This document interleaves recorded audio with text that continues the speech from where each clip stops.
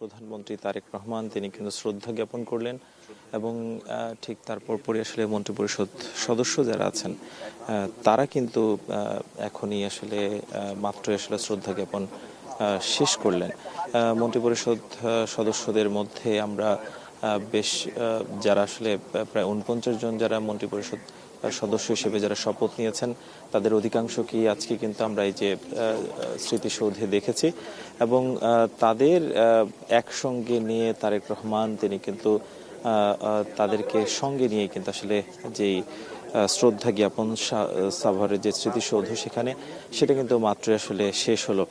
আজকে একটু জানাতে চাই যে প্রধানমন্ত্রী তারেক রহমান তিনি আজকে সারাদিনই কিন্তু নানা ধরনের কর্মসূচির মধ্য দিয়ে আসলে দিনটি পার করবেন। সেখানে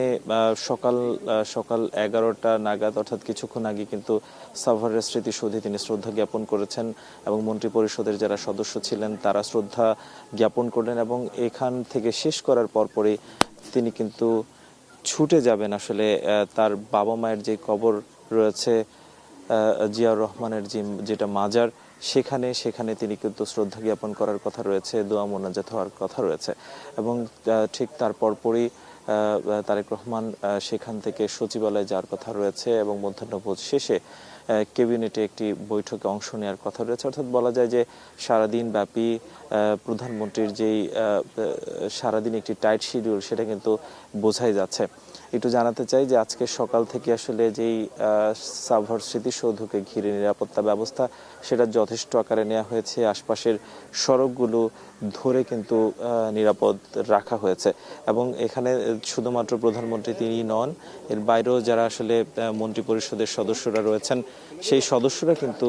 এখানে উপস্থিত ছিলেন এবং তারা একের পর এক এসে তারা কিন্তু এখানে কিন্তু অপেক্ষা করছিলেন প্রধানমন্ত্রীর জন্য এবং প্রধানমন্ত্রী ঠিক বলা যায় যে 10 থেকে 12 মিনিট আগে তিনি কিন্তু এখানে এসে উপস্থিত হয়েছেন এবং তার উপস্থিতির পরপর তিনি কিন্তু সরাসরি এসে একেবারে যে সাভারের স্মৃতিসৌধের যে স্মৃতিস্তম্ভ সেখানে এসে উপস্থিত হয়েছেন এবং সেখানে তিনি কিন্তু শ্রদ্ধা জ্ঞাপন করলেন। বেশ কয়েক মিনিট ধরে কিন্তু সেই শ্রদ্ধা জ্ঞাপনের সঙ্গে সেই শ্রদ্ধা জ্ঞাপনের যে মুহূর্ত সেটা কিন্তু আমরা দেখছিলাম এবং সব মিলিয়ে আসলে বলাই যায় যে প্রধানমন্ত্রী তারেক রহমান তিনি কিন্তু এখান থেকে আসলে ঠিক মাত্রই আসলে বেরিয়ে গেলেন এবং তিনি আজকে এখান থেকে যাওয়ার পর কিন্তু যেই জিয়াউর রহমানের মাজার সেখানে আসলে যাবেন এবং শ্রদ্ধা জ্ঞাপন করবেন। এই ছিল সাভারের স্মৃতিসৌধ থেকে সবশেষ। মুক্তিযুদ্ধের বীর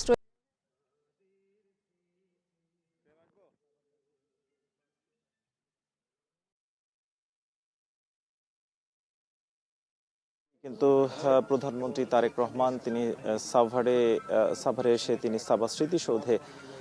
সেখানে কিন্তু শ্রদ্ধা জ্ঞাপন করেছেন এবং শহীদদের স্মরণ করেছেন এবং দীর্ঘ কয়েক মিনিট ধরে আমরা সেটা স্মরণ করতে তাকে দেখেছি এবং যারা আসলে মন্ত্রিপরিষদ সদস্য রয়েছেন সেই সদস্যদের উপস্থিতি কিন্তু একেবারে বলা যায় যে চোখে পড়ার মতো ছিল। অধিকাংশ মন্ত্রীরাই কিন্তু এখানে এসে উপস্থিত হয়েছেন এবং সেই সকল মন্ত্রীদেরকে নিয়ে কিন্তু তারেক রহমান পরবর্তীতে আবারও শ্রদ্ধা জ্ঞাপন করতে দেখা গেছে। তিনি কিন্তু আসলে পৌঁছেছেন 10টা 55 মিনিট নাগাদ সাভারের স্মৃতিসৌধে, ঠিক তার পরপরই 11টা নাগাদ কিন্তু এই যে স্মৃতিসৌধে তিনি শ্রদ্ধা জ্ঞাপন করেন এবং শ্রদ্ধা জ্ঞাপন শেষে তিনি কিন্তু এখনো পর্যন্ত আসলে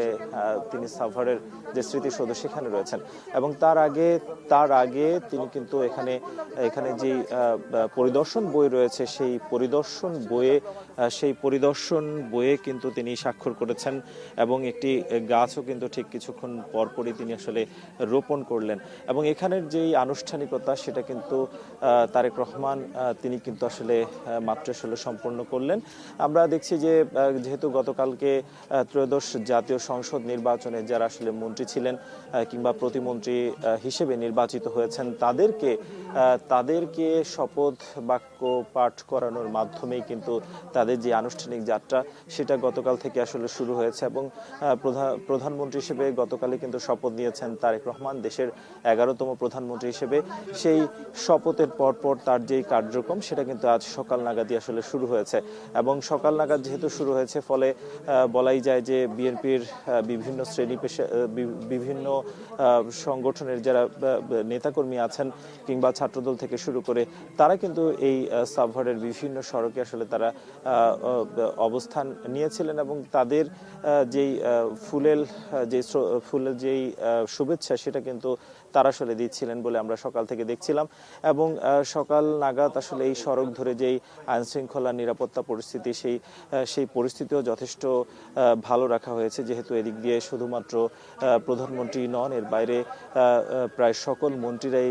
মন্ত্রী প্রতিমন্ত্রীরাই আসলে এখানে আসবেন। তাই বলে আমরা দেখেছি যে একেবারে সাভারের যে স্মৃতিসৌধের আশপাশের এলাকা সেগুলো নিরাপত্তার চাদরে আবৃত করা হয়েছে এবং বলা যায় যে আজকে যেহেতু প্রথম দিনের আসলে কার্যক্রম পরিচালনা করা হলো, আজকে শুধুমাত্র সাভারের যেই শ্রদ্ধা জ্ঞাপন সাভারের স্মৃতিসৌধে সেটাই নয়, এর বাইরে আসলে প্রধানমন্ত্রী এখান থেকে কিন্তু তিনি মাত্র আসলে রওনা করছেন তার বাবা মায়ের কাছে, অর্থাৎ জিয়াউর রহমানের যে কবর রয়েছে অর্থাৎ এবং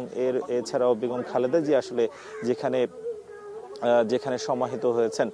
সেখানে কিন্তু আসলে এই যে মন্ত্রী পরিষদের যারা সদস্য হিসেবে আছেন সেই মন্ত্রী পরিষদের সদস্যরা সহ তারেক রহমান সেখানে কিন্তু যাবেন এবং তিনি বলা যায় যে 12:30 নাগাদ কিন্তু সেখানে পৌঁছানোর কথা রয়েছে এবং 12:30 নাগাদ সেখানে শ্রদ্ধা জ্ঞাপন করার কথা রয়েছে, দোয়া মুনাজাত হওয়ার কথা রয়েছে এবং বিএনপির এই চেয়ারম্যান এবং বাংলাদেশের প্রধানমন্ত্রী তারেক রহমান তিনি কিন্তু সেটা শেষ করে